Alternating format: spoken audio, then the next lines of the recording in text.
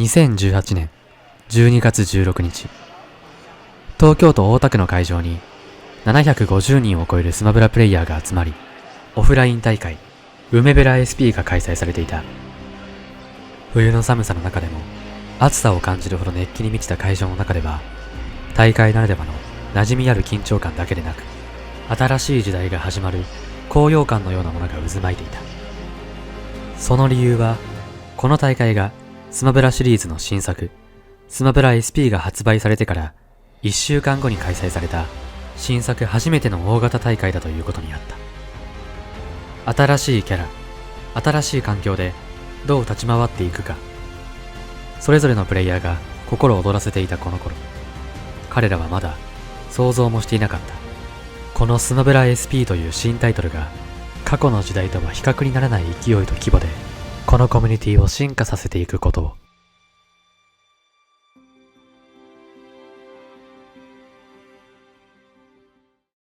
2018年12月7日に発売された新作大乱闘スマッシュブラザーズスペシャルは、今までのシリーズ参戦キャラが全て登場する全員参戦というコンセプトで、発売時の段階で70体を超えるキャラクターが参戦する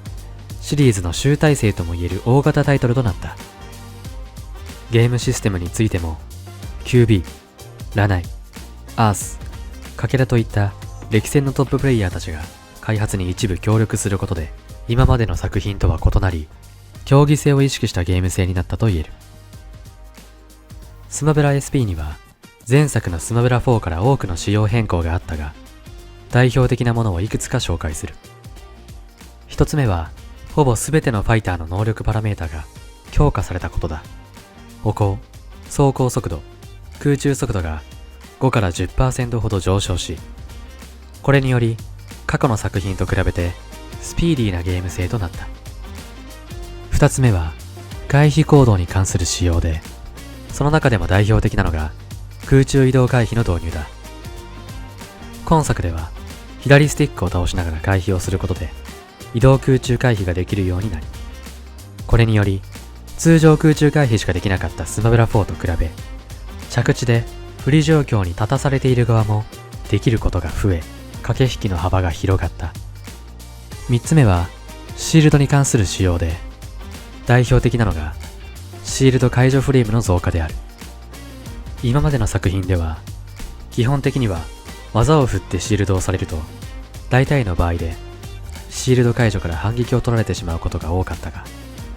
スマブラ SP では反撃ができない技も増え、シールドという防御行動そのものが弱体化したと言える。他にも空中攻撃の着地硬直が全体的に減少するなど、過去作に比べて街よりも攻めが強くなるようなゲームシステムで、プレイヤーはこれらの大きな変更に適応することが求められた。やっぱ最初一番感じたのは、やっぱ吹っ飛ばしが速いんですよね。なんかその技を当てた時の初速がすごい速いんで、その最初違和感だったんですけど、それ慣れてくるとすごいそれが爽快でやってて楽しくて、こう見て楽しい、やって楽しいっていうところをすごい意識してこう開発に入ったのかなっていうのは感じましたね。スマブラ SP は大人気ハードである任天堂スイッチでの新作ということもあり、注目度が高いタイトルとなった。有名プレイヤーたちによってアップされた動画も、発売直後には軒並み数万回再生を記録し、ライブ配信もそれまでは1000人以上を集める配信が稀だったのに対し、1万人以上の同時視聴者数を集めることもあった。プレイヤーの SNS、チャンネル登録者数も飛躍的に増大し、スマブラコミュニティの認知度はこれまでと比較にならないほど伸びていった。スマブラ4の頃はなんて言うんでしょう、ゲームをプレイして競技に参加しているプレイヤー同士のコミュニティだったんですよね。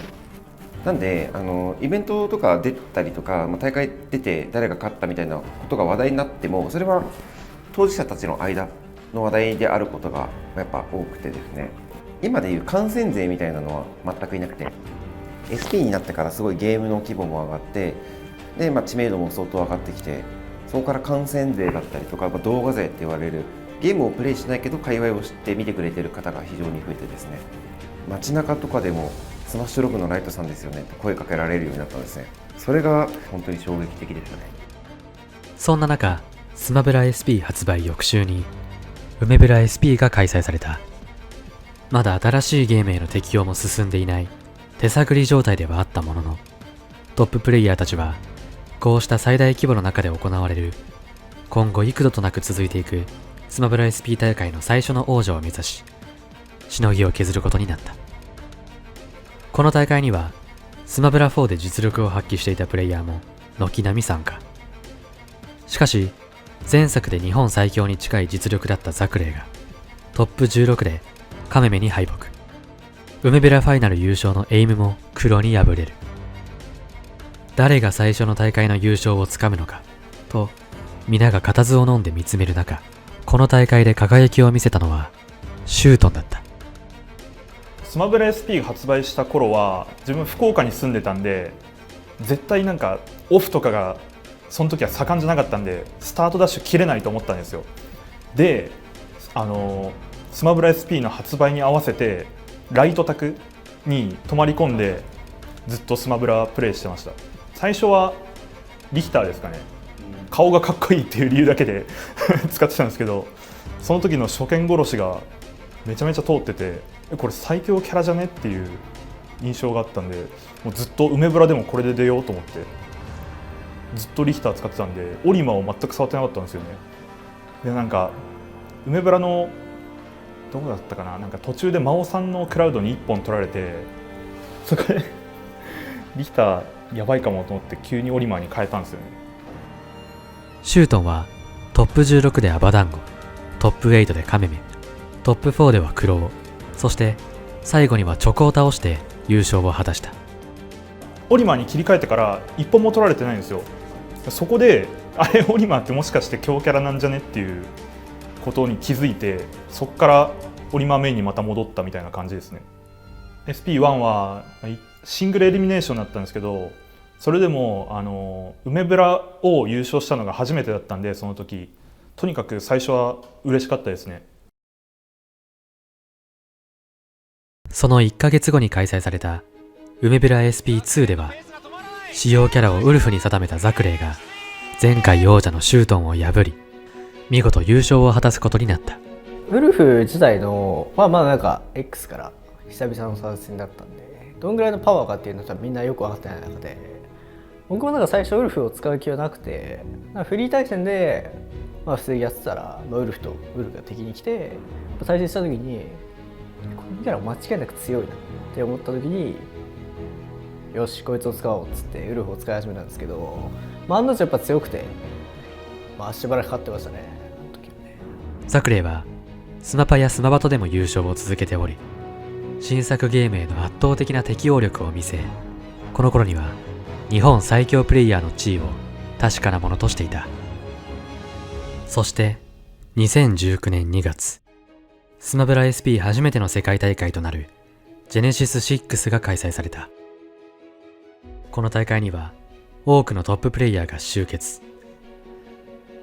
アメリカからはライト、ダバズ、スビーク、ナイロ、イーサン。メキシコからは前作から世界最強プレイヤーとして君臨していた MK レオ。ヨーロッパからはグルトニーと世界各地からトッププレイヤーが参加。日本からもザクレイ、シュートン、アバダンゴ、ニエトノ、ウメキ、レインといったトッププレイヤーが海を渡り、この新しいスマブラ SP 時代に日本勢と海外勢がどんなパワーバランスになるのかが注目された大会となった。そんな中、この大会にはもう一つ話題となっていたポイントがあった。それは名だたる世界の強豪プレイヤーを抑え、日本のザクレイに全体の4位シードが与えられたことだった。彼にとってはこれが初めての海外大会であり、スマブラ4の最終的な国内ランキングでも8位という結果であり、過去作で何度も海外大会で入賞していたシュートンやアバダンゴと違い、ザクレイが本物のトッププレイヤーかについては海外勢にとっては未知数であった。そのため彼が本当に全体の4位シートにふさわしいトッププレイヤーなのかについては賛否両論が巻き起こり、このジェネシス6ではザクレイが本物なのかということも注目すべきポイントとなっていた。いやまあ高いなとは思ってましたね。確かに、海外って結構シード相当そのシードが高ければ高いほどちゃんとトーナメントが割と有利になるので、かなりありがたいという気持ちはありつつも、こんなにも評価が高いのかっていう驚きはありましたね。戦いが始まると日本勢は苦戦を強いられることになった。ニエトノはマリオ使いのダークウィズイに、レインはナイロに予選で敗北し、最終的にはそれぞれ49位に終わった。梅木はボイド、セイラムというトッププレイヤーの壁に阻まれ33位。アバダンゴもプロディジー、SDX といった強豪に敗北をし、25位でトーナメントを去った。梅ベラ SP で優勝、梅ベラ SP2 で準優勝を果たし、勢いに乗るシュートンもボイド、ツイークといったトッププレイヤーに敗北し、13位という結果に終わる。そんな中、初の海外大会参戦となった16歳の若きプレイヤーザクレイが躍進する。初の配信台となったソニックス戦を3対1で勝利。前作からの強豪 K9 を 3-0 で倒し、その後勝てば勝者側トップ8に進出できるという試合で対峙することになったのは、世界最強フォックス使いと名高いライトだった。ザクレイにとって初めての海外最上位勢との対戦ともいえるこのマッチアップは、海外の観客にとってはザクレイが本物なのかを測る試金石ともいえるものだった。ザクレイはここで観客の予想を超える試合運びを見せる。割とトーナメント自体が、正直あまりにも順調すぎて苦労した試合がそこまでなくて、多分取られたのも、それこそ当時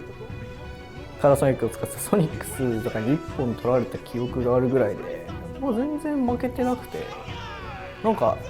ライト戦とかも本当に勝つことに必死で。Anticipation of a grab, you'll have more hitboxes that stick out, you know? I'm still scared out of my life whenever he does that side B out of nowhere, and he misses. I'm like, what was he going for? Yeah, he's nuts, dude. I mean,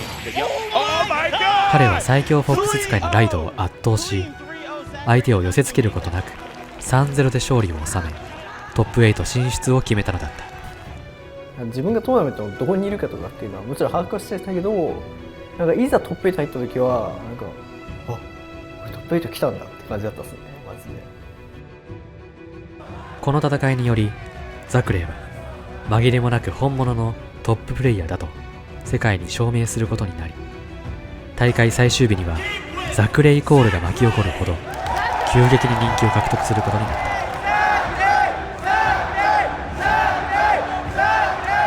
その後最終日にボイド、ダバズに敗れ5位で終わったが、この大会でザクレイの評価は確固たるものとなり、世界を舞台にした活躍への期待は国内外でますます高まったのだった。負けた時はマジで悔しかったですけどね。今日本でシュートンとよくやってたんで、自信はあったんですけど、やっぱタイプの違いとか、あとやっぱ離れとかもあったんかな、やっぱあの時はと思いますね。割と緊張動きも硬くて、ちゃんと負けましたね。その一方で世界における日本勢の立ち位置という意味では、国内最強のザクレイが5位、国内ナンバー2のシュートンが13位と、世界の壁は高いということを感じさせられる大会でもあった。